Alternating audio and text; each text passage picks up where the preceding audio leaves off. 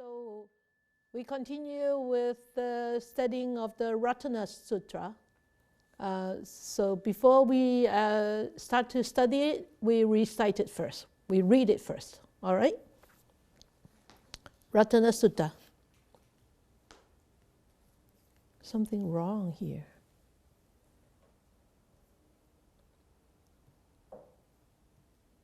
Okay. Namo tassa bhagavato arahato samma sambuddhassa. Namo tassa bhagavato arahato samma sambuddhassa. Namo tassa bhagavato arahato samma sambuddhassa. The Ratana Sutta. The city of Vesali was afflicted by a famine, causing death, especially to the poor folk. Due to the presence of decaying corpses, the evil spirits began to haunt the city. This was followed by a pestilence. Plagued by these three fears of famine, non-human beings, and pestilence, the citizens sought the help of the Buddha, who was then living in Rajagaha. Followed by a large number of monks, including the Venerable Ananda, his attendant disciple, the Buddha came to the city of Vesali. With the arrival of the master, there were torrential rains which swept away the putrefying corpses. The atmosphere became purified. The city was clean. Thereupon the Buddha delivered this jewel discourse, Ratana Sutta, to the Venerable Ananda, and gave him instructions as to how he should tour the city with the Licchavi citizens, reciting the discourse as a mark of protection to the people of Vesali. The Venerable Ananda followed the instructions and sprinkled and sanctified water from the Buddha's own alms bowl. As a consequence, the evil spirits were exorcised, the pestilence subsided. Thereafter, the Venerable Ananda returned with the citizens of Vesali to the public hall where the Buddha and his disciples had assembled awaiting his arrival. There, the Buddha recited the same jewel discourse to the gathering. Whatever beings, non-humans, are assembled here, terrestrial or celestial, may they all have peace of mind, and may they listen attentively to these words. O beings, listen closely. May you all radiate loving kindness to those human beings who, by day and night, bring offerings to you, offer merit to you. Wherefore, protect them with the diligence. Whatever treasure there be either here or in the world beyond, whatever precious jewel there be in the heavenly worlds, there is none comparable with the Tathagata, the Perfect One. This precious jewel is in the Buddha. By this asseveration of the truth, may there be happiness. That cessation, that detachment, that deathlessness, Nibhana, supreme, the calm and collected Sakyan Sage, the Buddha, had realized there is naught comparable to this Nibhana Dhamma. This precious jewel is the Dhamma. By this asseveration of the truth, may there be happiness. 4 ways of describing the Nibhana. The Supreme Buddha extolled a path of purity, the Noble Eightfold Path, calling it the path which unfailingly brings concentration. There is naught comparable to this concentration. This precious jewel is in the Dhamma. By this asseveration of the truth, may there be happiness.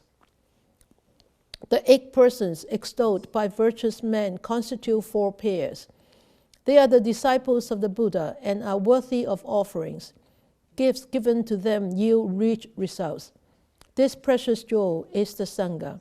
By this asseveration of the truth, may there be happiness.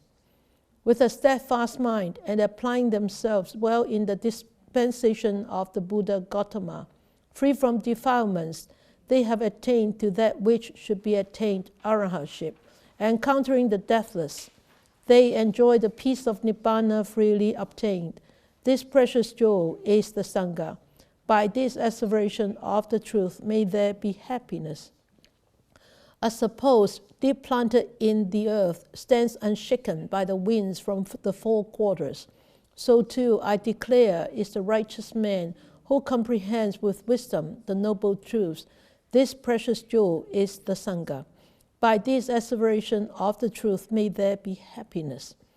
Those who realize the noble truths well taught by him who is profound in wisdom, the Buddha, even though they may be exceedingly heedless, they will not take an existence in the realm of sense spheres. This precious jewel is the Sangha. By this asseveration of the truth may there be happiness. With his gaining of insight, he abandons three states of mind, namely self-illusion, doubt, and indulgence in meaningless rites and rituals, should there be any. He is also fully freed from the four states of woe, and therefore incapable of committing the 6 major wrongdoings. This precious jewel is the Sangha. By this asseveration of the truth may there be happiness. Any evil action he may still do by deed, word, or thought, he is incapable of concealing it, since it has been proclaimed that such concealing is impossible for one who has seen the path of Nibhana. This precious jewel is the Sangha. By this asseveration of the truth may there be happiness. As the woodland groves, though in the early heat of the summer month are crowned with blossoming flowers, even so is the sublime Dhamma leading to the calm of Nibhana, which is taught by the Buddha for the highest good. This precious jewel is the Buddha. By this asseveration of the truth may there be happiness. The Peerless Excellent One, the Buddha, the knower of Nibhana, the giver of Nibhana, the bringer of the noble truth, taught the excellent Dhamma. This precious jewel is the Dhamma, is the Buddha. By this asseveration of the truth may there be happiness. Their past karma is spent, their new karma no more arises. Their mind to future becoming is unattached. Their germ of rebirth consciousness has died. They have no more desire for reliving. Those wise men fade out of existence as the flame of this lamp, which has just faded away. This precious jewel is the Sangha. By this asseveration of the truth may there be happiness. Whatever beings non-human are assembled here, terrestrial or celestial, come, let us salute the Buddha, the Tathagata, the Perfect One, honored by gods and men. May there be happiness. Whatever beings are assembled here, terrestrial or celestial, come, let us salute the perfect Dhamma, honored by gods and men. May there be happiness. Whatever beings are assembled here, terrestrial or celestial, come, let us salute the perfect Sangha, honored by gods and men. May there be happiness.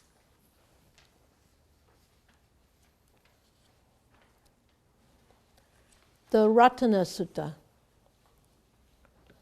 In English, Ratana means jewel. And this is called the Jewel Discourse. So we actually had an introduction last week about the reasons why there was such discourse. And when did it happen? It happened during the Buddha's time. And where did it happen? It happened in Vesali, in the kingdom of Vaji, where Vesali was the city, the main city of Vaji. And Vaji was a very prosperous, a very affluent little kingdom where people are very well behaved. People were very sort of rich, and that is actually one of the prosperous kingdom in the old days. But why the Buddha taught the Jewel Discourse, the Ratana Sutta? Because if you have actually just read again, or you listen to what I read again just now, because there were 3 things that happened. Firstly, there was famine. For a few years, there was no rain. So there was a famine, there was a lot of hunger, and then a lot of people died. And because of dead bodies all around the city, Vesali, and so attracts a lot of evil spirits, and also because of the decaying of those dead bodies, there were a lot of infections and a lot of bugs. So there were three things: famine, evil spirits, and pestilence, right? So we read it from the sutta. And so they seek for help. So they invited the Buddha to go over, and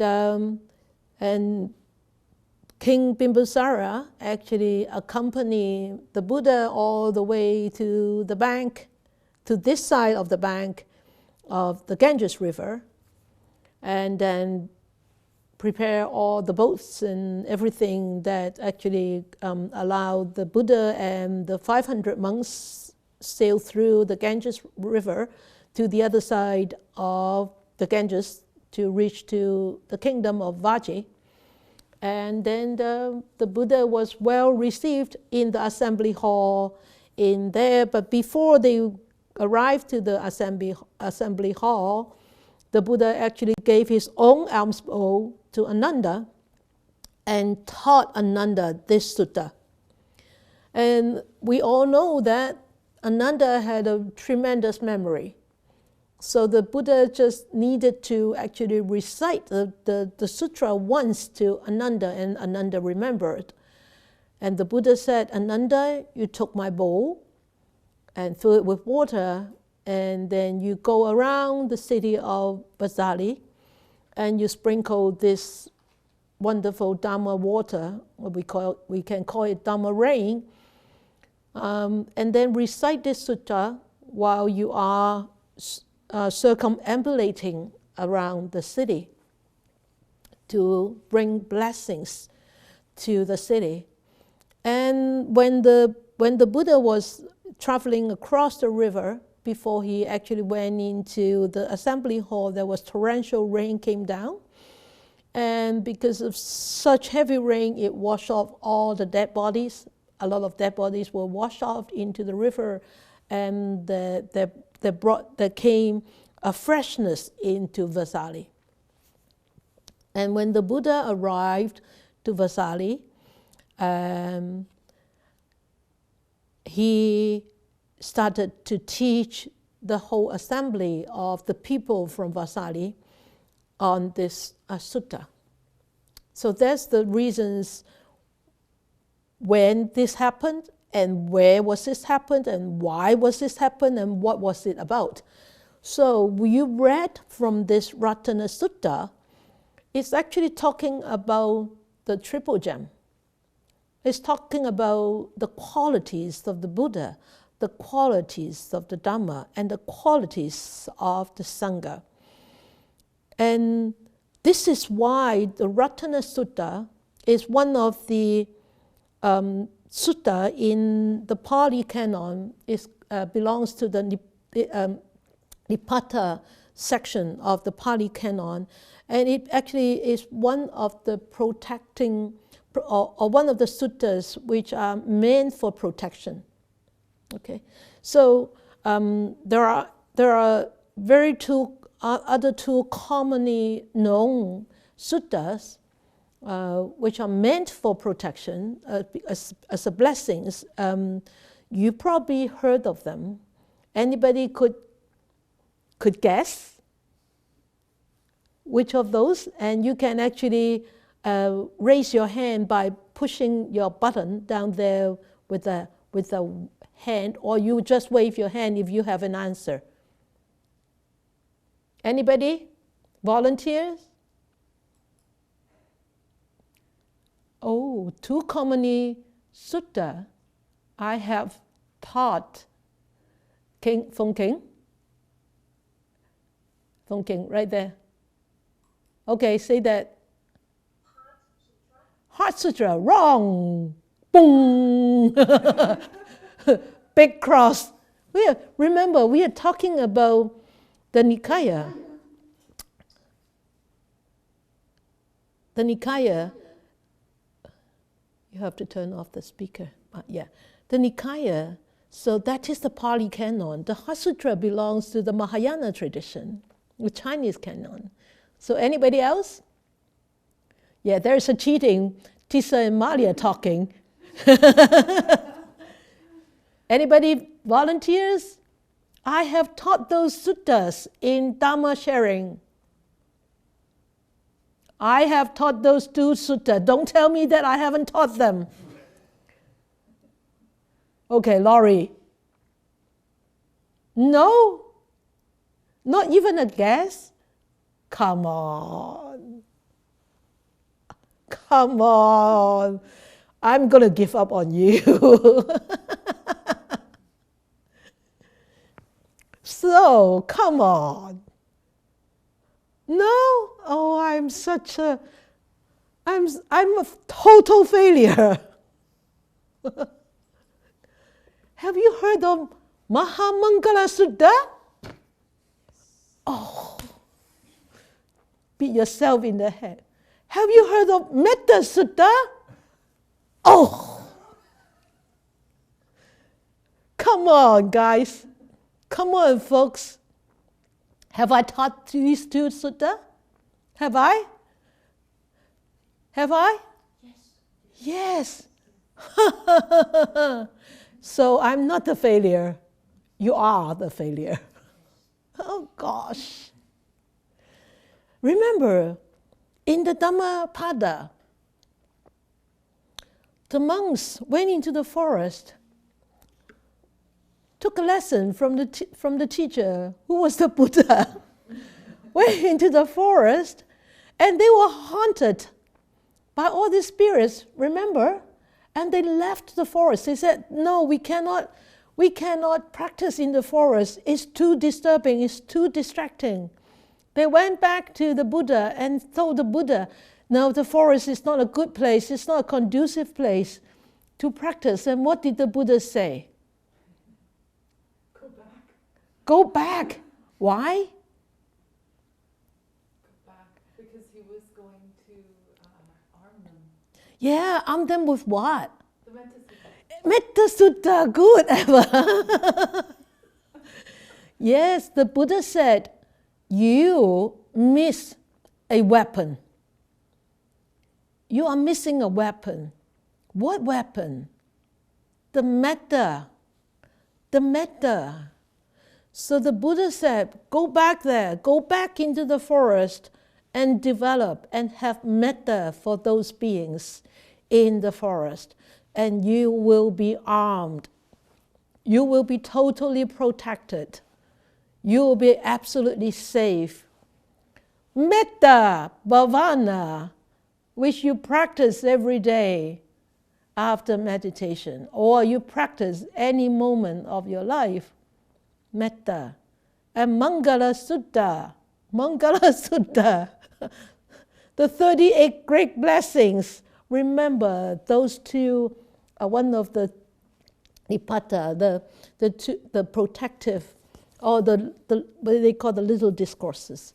Those are actually suttas for protection, okay? And so Ratana Sutta is one of it.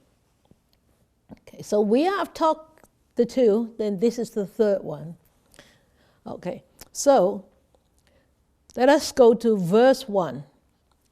Verse 1 said, whatever beings, non-humans, pay attention to this, non-humans, are assembled here, terrestrial or celestial, may they all have peace of mind, and may they listen attentively to these words. So, this verse is actually an invitation to all beings. Whether they are celestials is like above the human realm, and terrestrial is on this planet, in this earth, on this earth.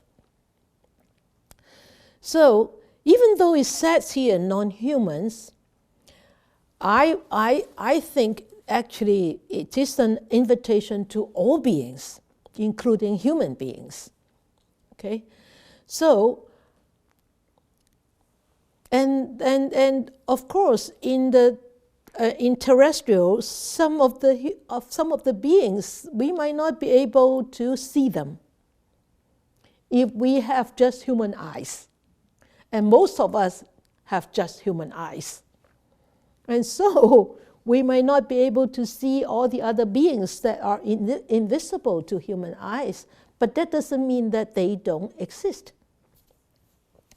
Okay, so we don't see gods, we don't see devas, but devas exist. Devas are celestial beings, heavenly beings. And so there are the higher realm than the human beings. Those are the devas, the heavenly beings. And some heavenly beings are in the dwellings closer to earth, but yet above earth. But some are really way above earth. So, in the Buddhist teachings that there are how many heavens? 33 heavens. Yeah, so you can see there are some closer to us and some are higher, much higher above us. And with terrestrial beings, there are beings living on earth, like us walking on earth, but there are beings living in trees. There are beings living, anywhere that we don't see. But that doesn't, even though we don't see them, that doesn't mean that they don't exist. Okay, so we have to bear in mind that there are a lot of invisible beings that we are not able to see, and we respect them. So this verse is actually invite them to come. And what? May they all have peace of mind. And so whatever beings are assembled here, in that assembly hall in Vesali, okay?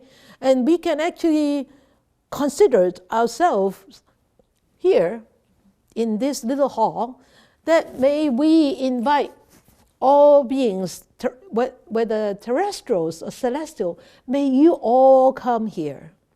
May you all assembled. And when you're all assembled here, may you all have a peace of mind. And you see, it's not just us. That's why when we ring the gong, or when we in the morning when we recite the Diamond Sutra, we should actually go outside and ring around the perimeters, so that it's a reminder for those beings that we, having the human eyes, cannot see. Remind them, it's time for Diamond Sutta recitation, and it's time for meditation, and it's time for Dhamma sharing. So it's not just telling us human beings, it's really more important is for the invisible beings that we don't see. So that is a kind of invitation for them to come, and a kind of respect for those invisible beings, and to be inclusive, to include them. Okay? So, and if we actually respect them the way we respect ourselves, the way we respect our elders, or the way we respect the Sangha, the way we respect the Dhamma, the way we respect the Buddha, then you know what? Devas will stay around. But if we do not respect them, and we do not respect us, and we do not respect each other, oh, I tell you, this place will become a non-virtuous place, right? And devas don't like to stay in a non-virtuous place. Okay, so we need to be very careful. That's why I know it's very different in some other practices in the Buddhist tradition. But us being in the Mahayana tradition, And we actually take the Mahayana precepts. And that's why we ask people who come to Polam, before you come, don't eat garlic and onion. Remember that?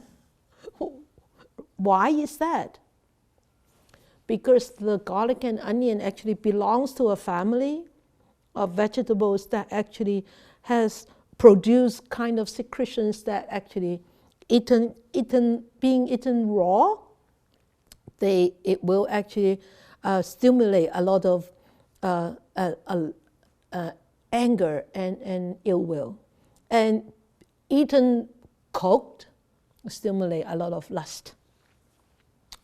So, and as a practitioner, we would like to really get rid of these two defilements, right? So, and we ask people to avoid eating those two things before coming to the place, because we want to protect the place. We want the devas to stay so that we are being protected and they can also share the Dhamma with us. Because you know, devas in the heavenly beings, they are what? They forget to practice. Remember? Yes. Yeah. Remember the two teachers of the Buddha? They just saw the Buddha and they said hi and then they left. They didn't stay for the Dhamma, right? So if they are here, then there's a possibility, there's an opportunity for them to really share and listen to the Dhamma and keep what? Keep nourishing the seed that they have. And eventually when their seeds for the existence in the Deva realm is exhausting, has exhausted, then they won't fall into the three lower realms. At least that Dhamma seed that they have may ripen at that time, and they will fall back into this human realm. Right? So that's a very important, that's why we ask people to respect that request. So, and devas will actually respond to offerings, and that's why also in the Chinese tradition, remember in Chinese New Year we have what? Devaloka's offerings, chanting ceremony, because we respect the devas for their protection and for their existence around this human world, and we want to offer them. And of course, the offerings of food or whatever, that is just like a metaphor, right? A symbolic. But the most important thing is actually the offering. The next time I think we should see it, the offering of merits. Okay, so Deva will respond to offerings, and they will come close to human beings, okay, to help, because they promised the Buddha. Because before the Buddha actually went into Nibhana, he taught to the devas, these human beings in the future time are going to suffer a lot. And may you all please protect them. To those who actually walk on the path. Protect those who are walking on the path. Yeah. It's one of them, but he's a Bodhisattva. It's different from a Deva. Okay? So that is like the protection. What does it mean by protection? English is your mother tongue. English is not my mother tongue. Teachers, what is the definition of protection? I think Mala had put her hands up. Mala, did you put your hands up? Yeah, Mala. There you go, Mala. Mala. Can't hear. Say that again. I don't know how to unmute myself. Oh, there you go. I can hear. Okay, I'm only guessing, but the protection is to open up to the triple gems and maybe not evil energy, to identify and stay on the path. Okay. Okay, thank you. That's good. But I just want the definition of protection according to your mind, not according to this sutta. Okay, Versha.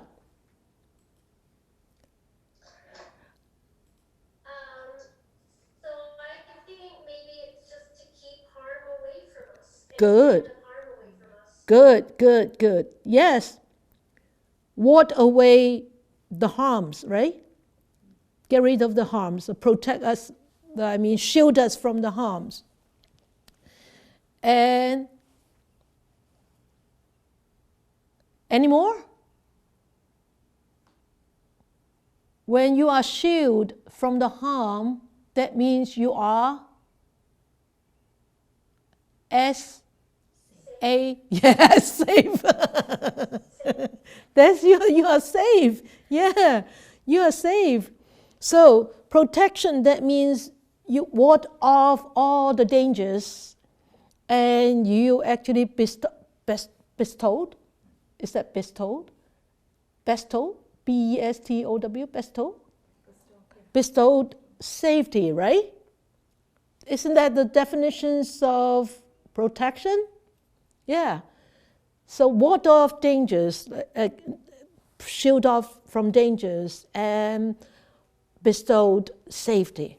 So that's protection. Okay? So, and the Buddha said, okay, may they all have peace of mind. All these terrestrial or celestial beings, may they all have peace of mind. And may they listen attentively to those following verses. So may you listen attentively, okay? All right, then the next one, he says, O beings, listen closely. So open up your ears and listen closely. May you all radiate loving kindness to those human beings. Okay, may you all radiate loving kindness to those human beings. So this you, who are these you?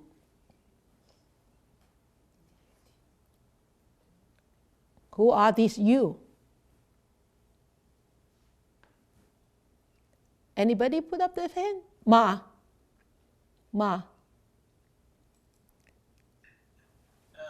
Yeah, it's all beings. All beings. Yep. All beings, whether terrestrial or celestial, right? All beings, especially the divas. Especially the divas. And may you all radiate loving kindness to those human beings. May you all radiate loving kindness to these human beings. So this sutta is actually, remember, this sutta was taught because human beings in Vesali were suffering.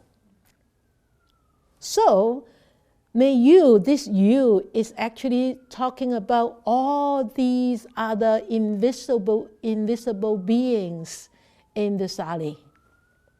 It's not all beings. It's the divas or not human, but non-humans. Okay? So, and he says you have to spread the loving kindness to all the other human beings. Okay? And then the next one is, he said, by day and night, bring offerings to you. These human beings, day and night, bring offerings to you. So during the day, what do human beings bring? Fruits, water, or whatever, flowers, or oil lamp, right? Anything. Human beings bring offerings to you during the day. In the commentary, and it says, human beings in the night after they listen to the teachings of the wise one, they share merits with the devas, with the invisible. And when they share the merits, it is also an offering, isn't it? Yeah? So when you share merits,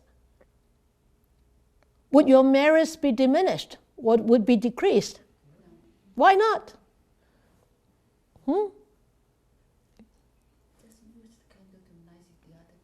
Yeah, you're using one candle to light and another candle. So the candle that you are using to light the other candle is in flame. Your candle will not lose the flame, right? So you're using one candle to light up another candle. So you don't lose anything by sharing your merits. Okay? So it's not like sharing your orange. You give half of the orange away, you have one half less orange. So sharing merits is very different than the sharing of material stuff. So sharing of material stuff, oranges or apples or even money, if you share $1, that means you have $1 less in your pocket. But sharing of merits is wholesome, is you won't have less. Actually, you have more, right?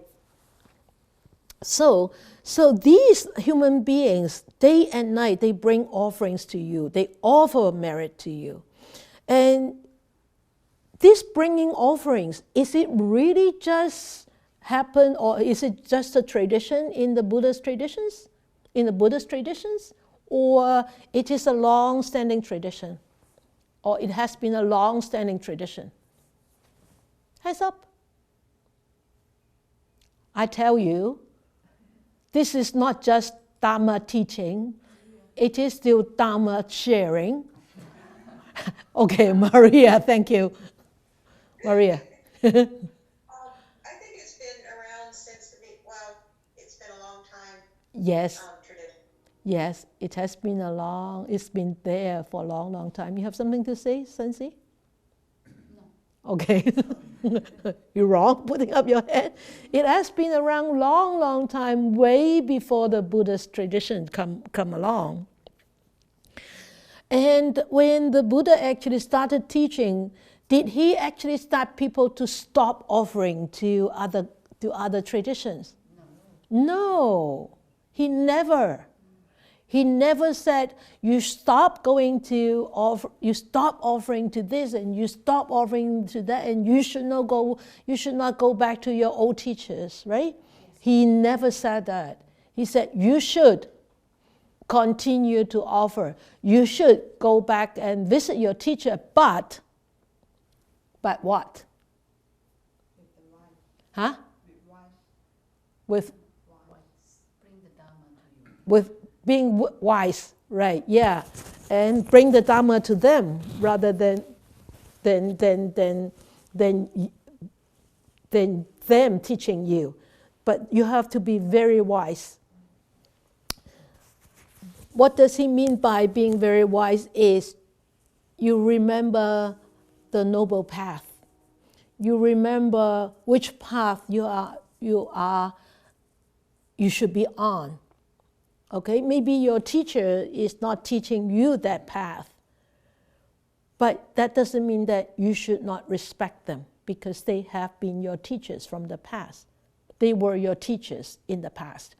So you still have to respect them, but you know in your heart, this is the path that I have chosen, the Eightfold Noble Path, that I am on this Dhamma path. But that is a respect. It's very different, okay? So it's actually what the Buddha taught is actually very different from many other traditions. So, and we should always bear in mind, why would the Buddha teach us this? Because the Buddha is a person of what? Openness. He has tremendous compassion, and he knows his Dhamma. There is no Dhamma, there is no other things which could surpass his Dhamma.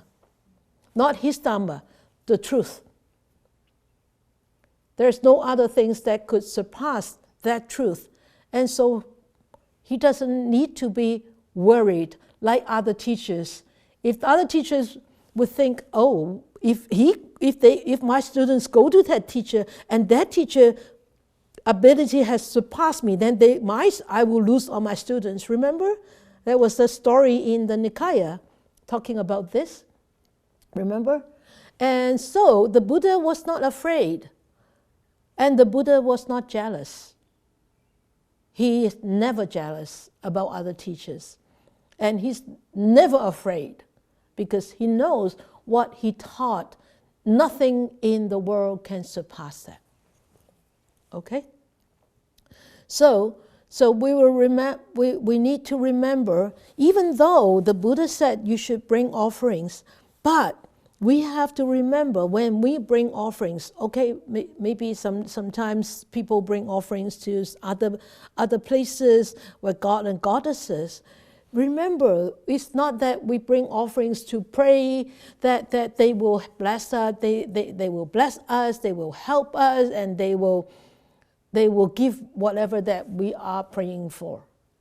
And that is superstitious. Okay?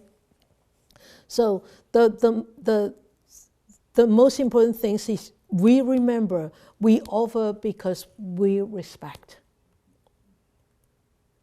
All right? And we offer because we are grateful. We offer because we appreciate.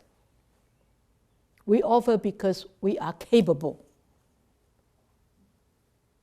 And we offer because we want to develop that generosity, that parami. Remember the old lady with the long hair. Cut off her long hair just to get that little bit of oil to go and light up and over a lamp. Remember that old lady? Ah, that's good. Ah, at least somebody nodded. Okay? So, remember, purification really cannot be attained by blind rites and rituals. It can only be attained by thorough understanding of that Dhamma, of that truth pertaining to the existence of all phenomena in this world. And through this experiential knowledge, we will be able to start to break through those walls of ignorance and delusion. Okay? Good. So,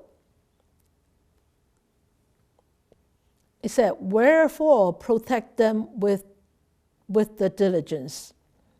So, wherefore protect them with the diligence. So, Buddha was asking all these terrestrial or celestial beings to protect the human beings with diligence.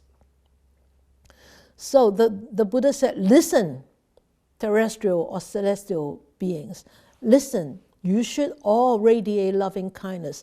Radiate. Remember, this radiate is just like spreading. It's not focus. It's not a focal point. It's like this. It's just like the sun. So when you use this word as radiation, that means this is what? There is no preference. There is no discrimination. Whether it's a big tree, whether it's a little piece of grass, whether it is a corner in Africa or whether it is a corner in Canada. When the sun radiates, the sun will not say, okay, I will shine more in Canada and I will shine less in South Africa. The sun will not say that. That is radiation. That is not radiation. That is radiate without borders and really with loving kindness. Okay? So that is the true loving kindness. So, and therefore protect them with diligence. Okay, so the Buddha said, you terrestrials or celestial beings, please protect these human beings with diligence. Okay? So, you still with me? Okay, good. So, verse 3, so whatever treasure there be, either here or in the world beyond, whatever precious jewel there be in the heavenly worlds. So the following verses, starting from verse 3, the first two is actually an invitation for those beings, divas, to come to a place. So now is whatever treasure there be either here or in the world beyond. Now this one is start talking about the Buddha jewel, or the jewel in the Buddha. It's really not talking about the Buddha jewel, it's really talking about the jewel in the Buddha. It's different. Okay, so the jewel in the Buddha, that means the precious qualities of the Buddha. The precious quality in the Buddha. Okay, so he said, whatever treasure there be, either here, that means in the human realm, in the human, on earth, or in the world beyond, that means in the heavenly worlds. Whatever precious jewel there be in the heavenly worlds, there is none. It says not here, so that means none. I changed it to none, comparable with the Tathagata. So the Tathagata, we all know, is what? Thus come or thus gone, right? One who has come and one who has gone. So there is none comparable with the Tathagata. That means in this world, in this earthly world, there is none of any jewels or any gems that can be compared to the gem in the Buddha. So, in this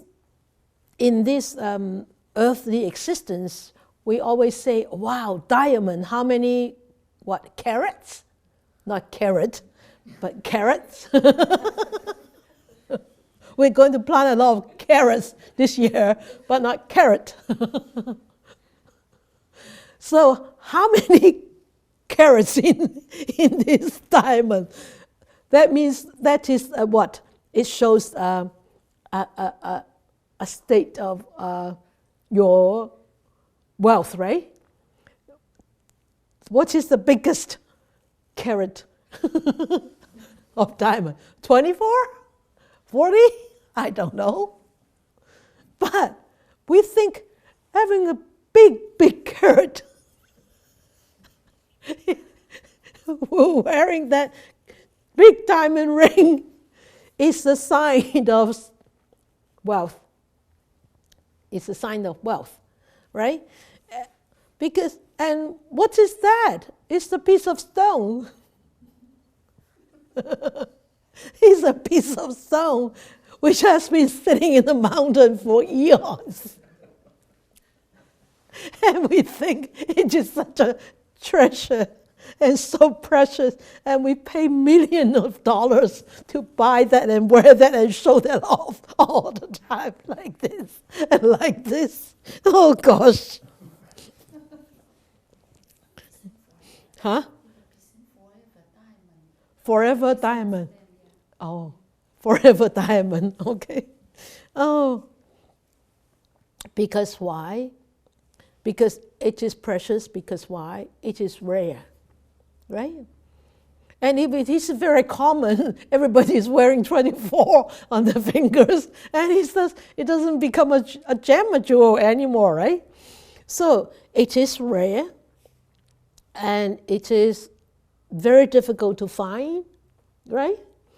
And is uncommonly seen and uncommonly exists on my fingers or on your fingers. So that's why it's so expensive.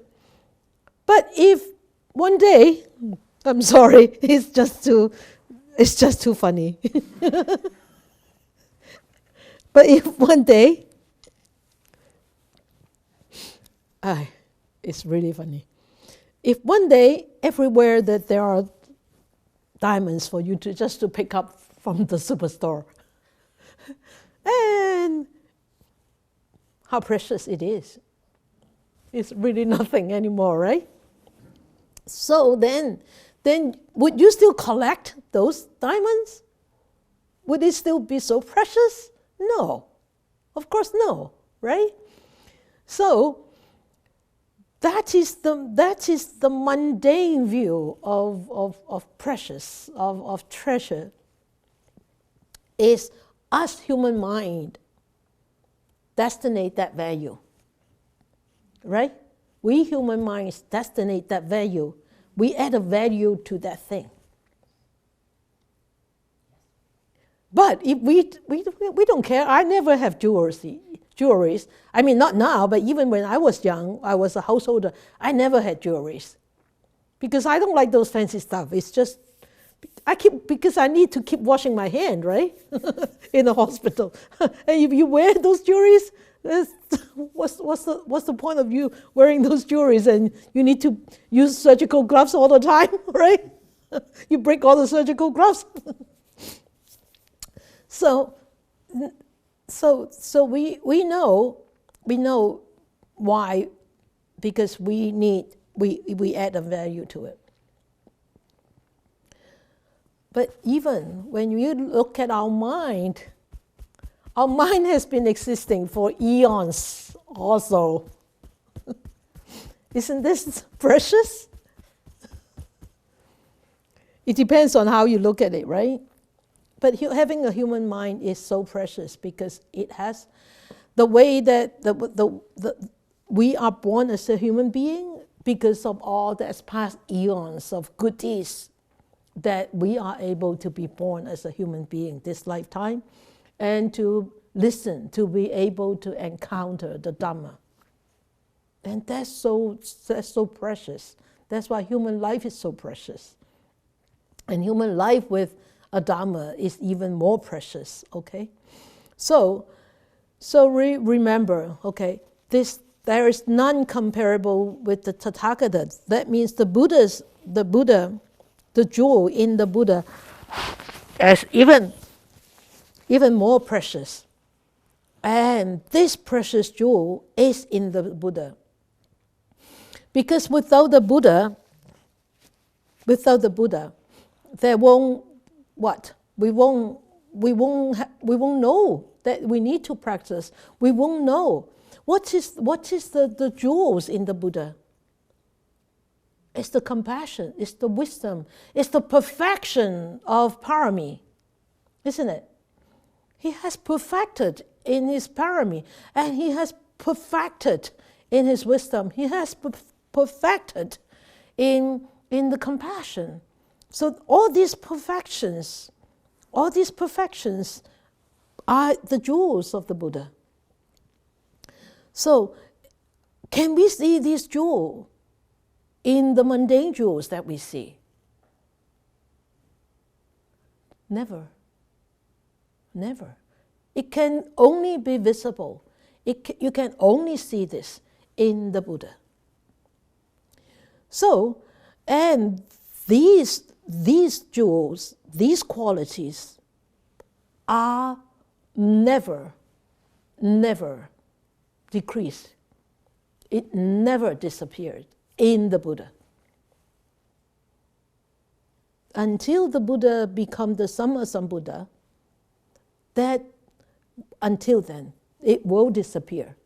But once he attained the Sammasambuddhahood, that those jewels, those good qualities will never disappear.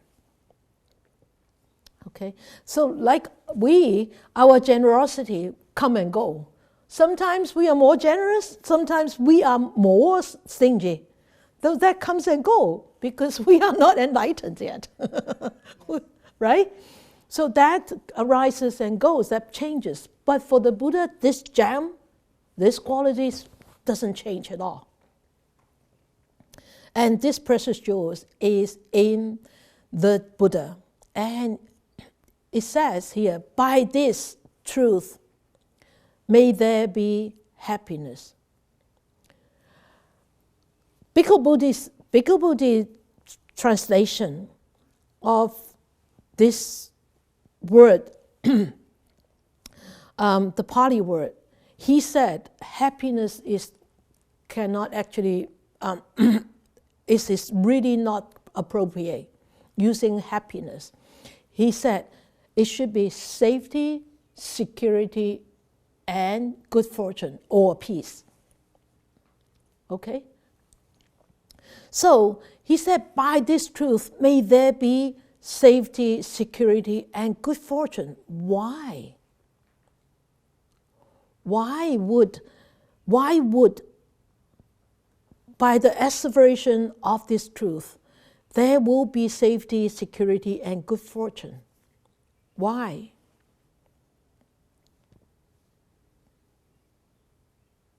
Because when we recite this verse, we hear what we are reciting, and then because we read through with our mind, so we know the wonderful qualities of the Buddha. And at that time, in our mind, we arouse this gratitude, and we arouse this mindset, wow, like, wow, wonderful qualities of the Buddha. And then that mind is actually channeling from us through this universe and connect with whatever similar energies in that universe. Because we actually appreciate this truth so much. And we, that appreciation, that gratitude, that understanding, directing our mind towards that goal. You see? So, but when we actually direct our mind towards that goal, then at that moment, at that right moment, there we bring safety, we bring security, we bring peace to our mind at that very moment. Right? So that is why arousing our mind of the precious jewels which are present or exist in the Buddha. Of course, knowing that it actually exists in ourselves. And of course, in the beginning, this thought will come and go all the time. In the beginning, it could be weak, and as time goes by, we keep doing this. That's why I always encourage everybody to recite sutra all the time. Why? It's because one of the reasons is this. You arouse yourself. You remember, as I said in meditation, we tend to be what? Forgetful. We tend to be distracted.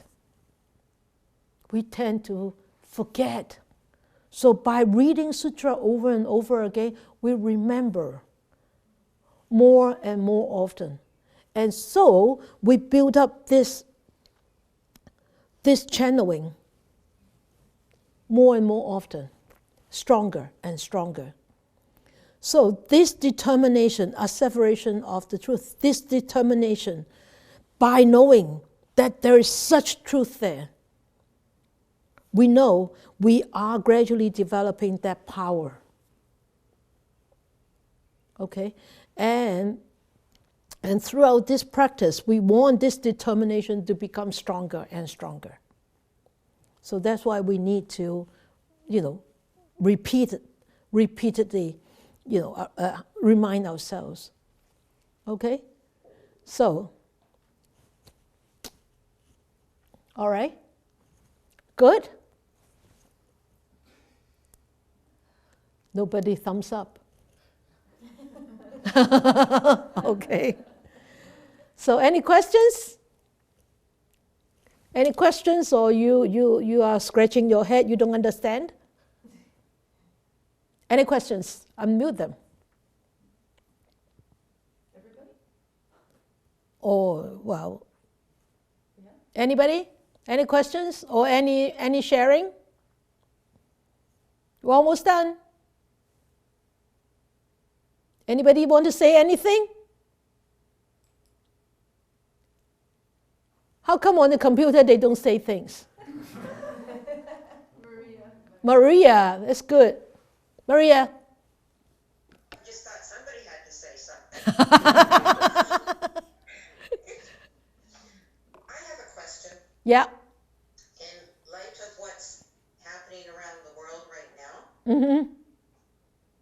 would that be maybe an indication that the divas have gone away from certain areas? Have left. It could be. It could be.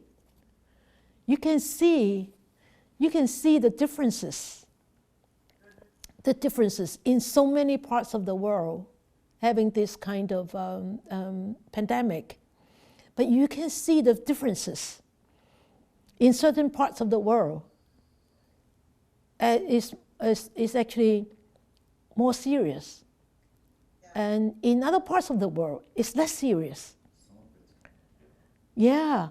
And because human beings are coming together in some parts of the world, and in other parts of the world, human beings are separating, are distancing from each other and fighting each other and blaming each other. So the divas don't like that. No. Divas are protecting beings who are walking on the path. And you say that you think that divas are discriminating? No. Divas are non-discriminative. But because they have agreed to the Buddha, they are keeping their promise to the Buddha to protect suffering beings. But if a place is so grossly filled up with anger and hatred, even though nobody is pushing the divas away, but that energy will not allow the divas to stay, because those are fires, those are flames. And the divas, it's not like the fire trucks, right? No matter how much the divas want to pour water onto those flames, but human beings keep multiplying it. You read it from this sutra. From this sutta, I think is I can't remember which one is Numbers. It says that the old ones being eradicated and they don't multiply the new ones.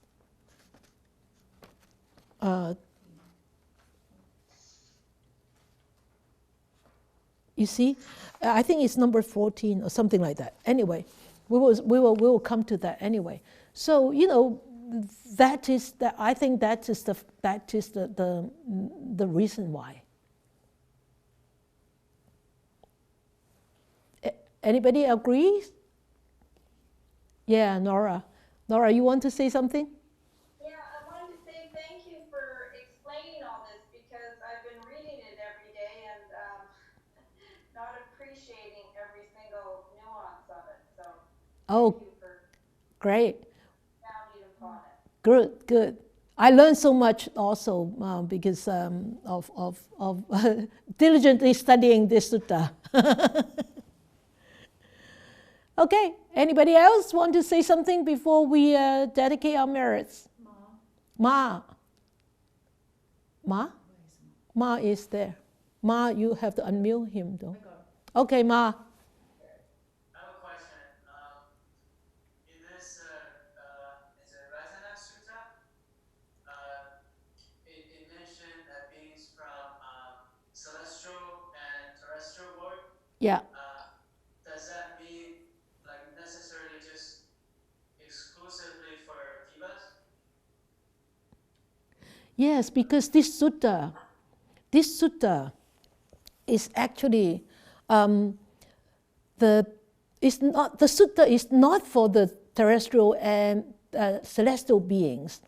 This sutta is actually for the human beings, but the Buddha actually asked the devas to come and protect the human beings. Ask the devas, the terrestrial or the celestial devas, to come to protect those human beings who are suffering from these three difficult times, difficult things. Okay, Ma? Okay. Ivy has something to say. I'm going to ask, Tathagata, the perfect one in Chinese, what is this?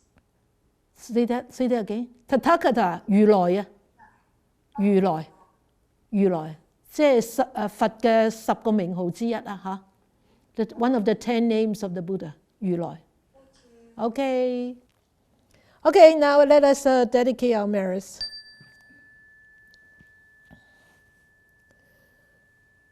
May these blessings extend to all, that we, with all the other living beings, together will attain the Buddha way. May we wish more and more people will encounter the words of the Buddha, study them, practice them, and help themselves to untie, to liberate from all the entanglements, and be ultimately free and happy and peaceful.